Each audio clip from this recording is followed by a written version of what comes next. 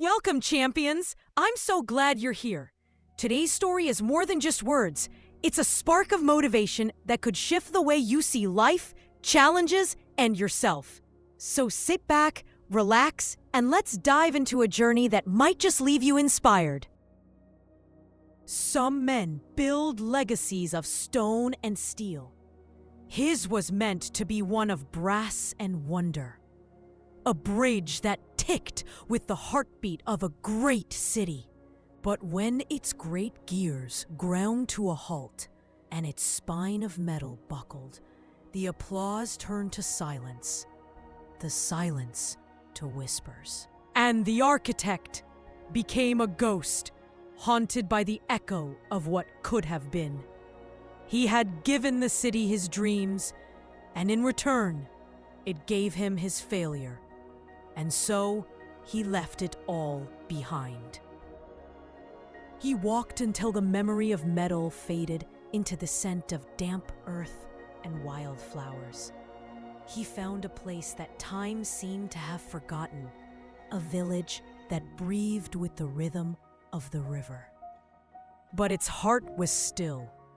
The great water wheel, once the source of its pulse, had been silent for years. It was here that hope found him, in the form of a little girl, with eyes the color of the summer sky and hair like a sunset. She didn't see a failure. She saw a builder. At first, he refused. The task felt too small, a pale shadow of the work he once did. But her simple faith was a current too strong to resist. He opened his journal for the first time in years.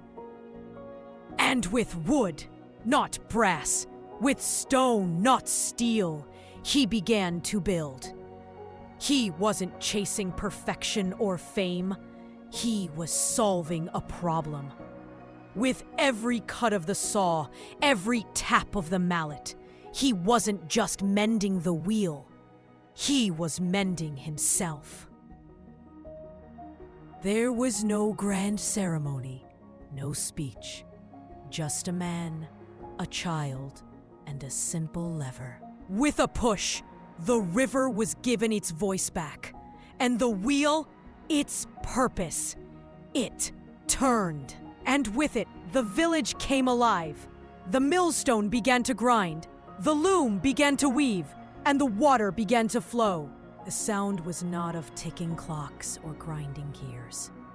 It was the sound of life. The architect never returned to the city of brass. He had no desire to build for kings or for glory. He learned that a true legacy isn't always measured by its scale, but by its purpose. His masterpiece wasn't the bridge that fell, but the community he helped lift up.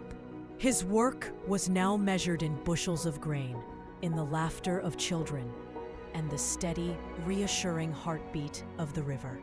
This was his second act, and it was far more grand than the first.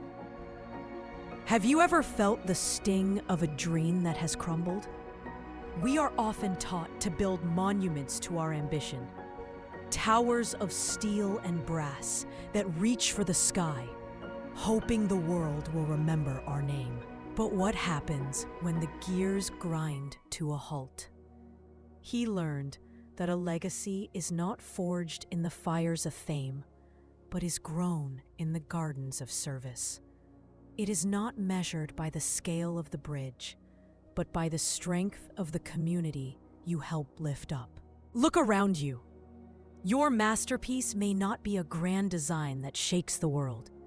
It may be a problem you can solve for a neighbor, a skill you can teach a child, a kindness that mends a broken spirit.